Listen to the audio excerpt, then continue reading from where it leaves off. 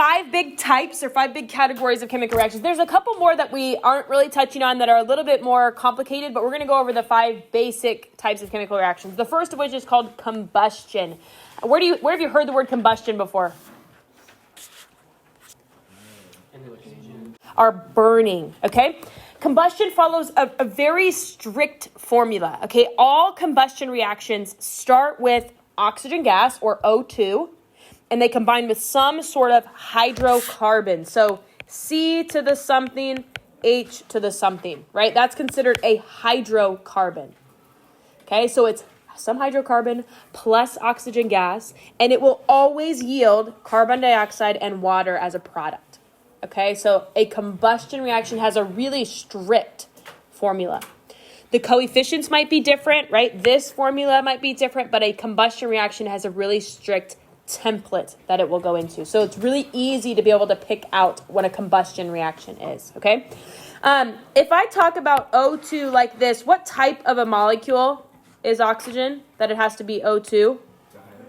Diatomic. Good. And how many diatomic molecules are there? 7. And how do we find them on the periodic table? They make a 7 or an upside down L, right? Or an upside down L. Nitrogen down to iodide, and then you add hydrogen on there, right? Nitrogen, oxygen, fluorine, chlorine, bromine, iodide, and then you add hydrogen. Okay, so those are your diatomics, which means if a reaction calls for hydrogen, it would have to be H2. Okay, so here's our combustion reaction, and then here's an example of a combustion reaction, right? We have some sort of hydrocarbon, C10H8, right? It can be any version of carbon and hydrogen together. Sometimes our hydrocarbons will even be this, C6H8O, right? It might even have an oxygen attached to it. That's fine, okay? But a hydrocarbon plus oxygen gas yields carbon dioxide and water, right? The coefficients in front don't affect the fact that it is a combustion reaction. Right? We're looking at the compounds, not the coefficients or the ratios, okay? So there's combustion. The next type is called a synthesis reaction. When 2 or more simple compounds combine into a more complex molecule. So do you know what the word synthetic or synthesize means? What's the word synthetic mean? Or to synthesize something.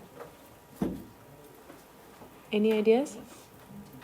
Put it together, good. Synthetic typically means man-made, okay? But to synthesize means to make, right? To put together. So a synthesis reaction means we're going to take 2 little things and put them together to make one big thing, okay? So a synthesis reaction typically follows this template, right? Here's the template for it. Some compound A plus some compound B yields a more complex molecule AB, right? They combine together to make a bigger molecule, right? We're forming something new, but it's making a big molecule, okay? And then underneath that, I've got an example of a synthesis reaction with real compounds, right? Iron plus sulfur yields iron sulfide. Okay, so we see 2 little things come together to form one big thing. Doesn't it have to be a single? Yeah, typically it doesn't have to be a single element. That's a good question. It could be a single element and a small compound come together to form a big compound. Yep, that's a good question. Okay, so it's any sort of 2 small things that come together to form one big. So in a synthesis reaction, typically you only have one product, right? You only have one product in a synthesis reaction. Okay, the next is the opposite of a synthesis. So if synthesis is to build up, then what's the opposite of that? To break down. And what's the word for breakdown? Decompose. Good. So the next is a decomposition reaction. Okay, a decomposition reaction is when a complex molecule breaks down and it forms multiple smaller molecules, smaller compounds. Okay, so we take one big thing and we break it apart into small pieces. So here's the template, right? It's the exact reverse of a synthesis reaction. Okay, we have some complex molecule and break it down into 2 small parts. Okay, so here's an example of this, the decomposition of water, right? I've got water and it breaks down into H2 and O2. Okay, so synthesis and decomposition reactions are opposite of one another. Okay, are we feeling good about identifying them so far? Okay, you have to be able to identify. So you'll balance a reaction like you did on your homework, and then you will be able to identify what type of chemical reaction that is, okay? So those are the first three. The second two are called displacement reactions. So we're going to start with what's called a single displacement reaction. A single displacement reaction, okay? And I want to change the example I give you in your notes. So when we get to that point, I'm going to give you a new example of a single displacement reaction because I don't think the one I gave you is as clear as it could be. So I want you to get rid of that in just a second. But a single displacement reaction, or you might hear them called single replacement. Sometimes replacement, right? I will usually always say displacement, but some things you'll see replacement. So a single displacement reaction is when one element trades places with another element in a compound. So here's the kind of the template of what that looks like. You might start with an element on its own plus some compound. And then you see what happens here? A and B switched places. So now B is on its own and A is partnered with C. Okay, do you see how that happened? A and B kind of switched places here in our reaction. So now B is by itself and A is bonded with C. Okay, so there was a single replacement or a single displacement that happened. Do you know what the word displacement means? If something is displaced, what does that mean? Okay, that's misplaced. Okay. Displaced would be to kind of change places, right? To be moved, right? We typically think about displacement when we talk about something that goes in water, right? If you drop something into water, what happens to the water level? It rises, right? That's a good example of displacement, right? The volume that object took up is the volume that the water is going to rise. So displacement just means it's relocated, right? It is relocated. So in a single displacement reaction, that's what it looks like. Now, I'm going to give you a new single displacement reaction. So the equation you have with magnesium, just cross that out. I don't think it's as clear as it should be, and I'm going to give you a new one, okay? So the single displacement reaction that I think you could look at is something like this. Silver plus magnesium chloride yields silver chloride plus magnesium. Okay, it's not balanced quite yet, but let's see what we can do here. 2, and that's good. Okay, so we've got silver plus magnesium chloride yields silver chloride and magnesium. Okay, the replacement or the displacement happened here with our silver and our magnesium, right? Silver was by itself, and then after the reaction, it's now bonded with chloride, and magnesium is by itself. Okay, does that part make sense with our single displacement reaction? Okay, the last type is double displacement, and that's the one that we're going to be working with the most. We use double displacement reactions the most, okay? So the next one is double displacement, and it is when the cations and the anions of our compounds completely switch places. Okay, when the cations and the anions of two molecules switch places, making two completely new compounds. So we've got to do a little review here on what is an anion and what is a cation. We talked about this briefly the other day, but yes, what's a cation? It's positive. Very good. Cations are the positive charge, and anions are the negative charge. Okay, tell me on what side of the periodic table, like left of the stair step or right of the stair step, where do the cations fall? To the left or to the right? Where do the cations fall? To the left, right? All the metals are cations. So that's a vast majority of the periodic table are cations. And then anions are on the right-hand side. So in our periodic table here in the classroom, the blue and the light green are the anions, right? They would have the negative charge. Okay? So here's an example of, actually, let me walk back one more time. When I build an ionic formula between a cation and an anion, which one gets listed first? The cation comes first. So when I build a formula, let's look at this again. Let's say I have magnesium and chloride. If I want to build a formula between magnesium and chloride, I'm going to bring them together, right? I can crisscross my charges, but it has to be MgCl2, right? Magnesium is the cation and chloride is the anion. Is that ringing bells to us from our naming chapter? Okay, we should be familiar with that. We're going to have to start getting more familiar or remembering those naming principles, okay? But when we see these, we see a cation come first, then an anion. So let's look at the template of a double displacement reaction. It's some compound AB, okay? And so in that compound AB, which is the cation? A, and what's the anion? B. And then the next compound, what's the cation? C and D. Okay, so in a double displacement reaction, the cations and the anions switch places. They get a new partner, which means A and D will come together to form a new compound. And C and B will come together to form a new compound. Okay, so when you build your new formulas, how come we didn't write it B, C? Because that's pretty important. Why did we not write it B, C? The cation has to come first, right? If I know that C is a cation and B is an anion, I can't write it anion first, right? When I go to build my new formulas as my products, I have to make sure that the cation is coming first, okay? So in a double displacement reaction, we are going to see the outsides come together and the insides come together, right? Cation and anion are going to come together. Cation and anion are going to come together. So the outsides will come together to form something new, and the insides will come together to form something new. Okay? So let's look at the example I gave you here. Lead nitrate plus potassium iodide yields lead iodide and potassium nitrate. So let's see if we get what we are expecting here.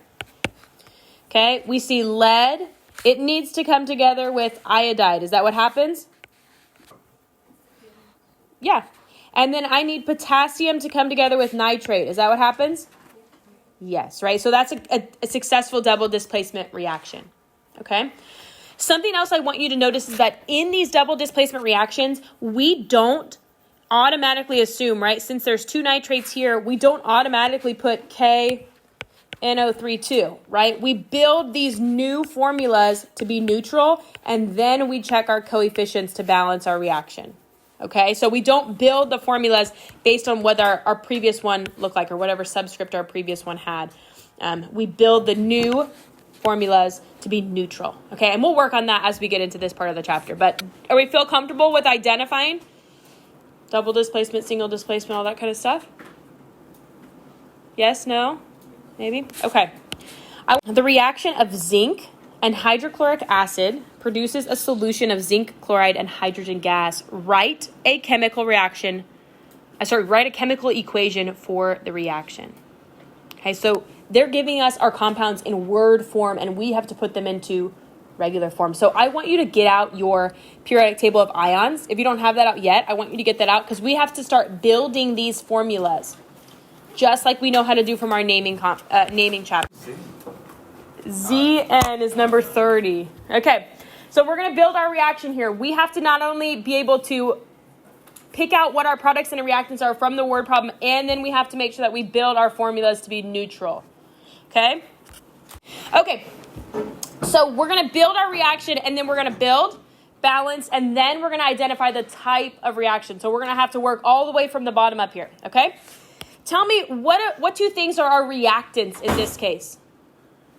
What two things are there going to be the reactants? Zinc and hydrochloric acid. So let's build those first, okay? Do I need to do anything special with zinc? Is it a diatomic? No. So we're going to leave it there. I'm going to leave some space for coefficients in front for when I balance, okay? The next one is hydrochloric acid. It's been a while since we named with acids, right? Tell me, what do we have to have in order for it to be an acid? What needs to come first? A hydrogen has to come first. Okay, so do you remember our rules for hydroic acid? Okay, it comes from an ide. Okay, so if I want hydrochloric acid, it's got to be hydrogen plus regular chloride. Okay, so how am I going to put those together to be neutral? It's just going to be HCl. I don't need any subscripts, right? Because they're a 1 and a 1. Okay, so there's my second reactant is HCl. Okay, so it's a good question. They are both diatomic, but when they're in a molecule, when they're bonded with something, it doesn't have to be H2 or Cl2. Because if they're both, then it doesn't have to. That's right. If it's in a compound with anything else, it doesn't need to be paired. If it's by itself, it's paired. Yep, that's a good question. Okay, our products. What are the products going to be? What's the product going to be? zinc chloride and hydrogen gas. So I need to build zinc chloride here. So here's zinc. Zinc has a charge of +2. And what's chloride? -1. So how do I put those together? All right, I'm going to balance those to be neutral. So ZnCl2. Okay, do we agree? Is this coming back to us now from our naming chapter? Are you gonna put the This? No, the other one, the A. Oh, with the acid? You have that you have that little naming half sheet? That little cheat sheet? Oh. Somewhere. Okay. If we need it, we'll be able to use it, yeah. Okay, and then what about our last one, hydrogen gas? Is it just H? Yep, has to be H2. Has to be H2. Diatomics, I know they'll get you. Okay, got to have H2. So we've got all of our compounds built. Now let's balance them, okay? Do you guys like using the list, or can you do it without the list? When we go to balance them. Like, do you like making the list in the middle? ZnHCl, or do you like to be able to do it without the list? Use the list? Okay. So let's go ahead and balance. Okay, all we're going to do first is count. So zinc on the left, how many? 1. Everyone can say it together. How many hydrogens? 1. And chlorines? Okay, zinc on the right. 1. How many hydrogens? 2. And chlorine? 2. So I've got to make I'm just going to pick an easy point to switch on, right? I need 2 H's and 2 Cl's. So what am I going to put right there? Just a 2. And then when I recount, that makes you good to go. Okay, so it's an easy balance there. Okay, so we built our formulas. We balanced it. And now can you identify what type of reaction this is? Yes, I would agree. Anyone else have a thought if you didn't hear what Cora said? What do we think it is? I'm not telling you because she was right. No, not synthesis. Oh. No, not double displacement. It's single because zinc is by itself. And so it's going to come trade places with hydrogen, right? So now hydrogen is by itself and zinc is bonded. Is single displacement ABC and then double is ABCD? Yeah. Okay. Okay. So you're going to build those formulas to balance, okay, to be neutral.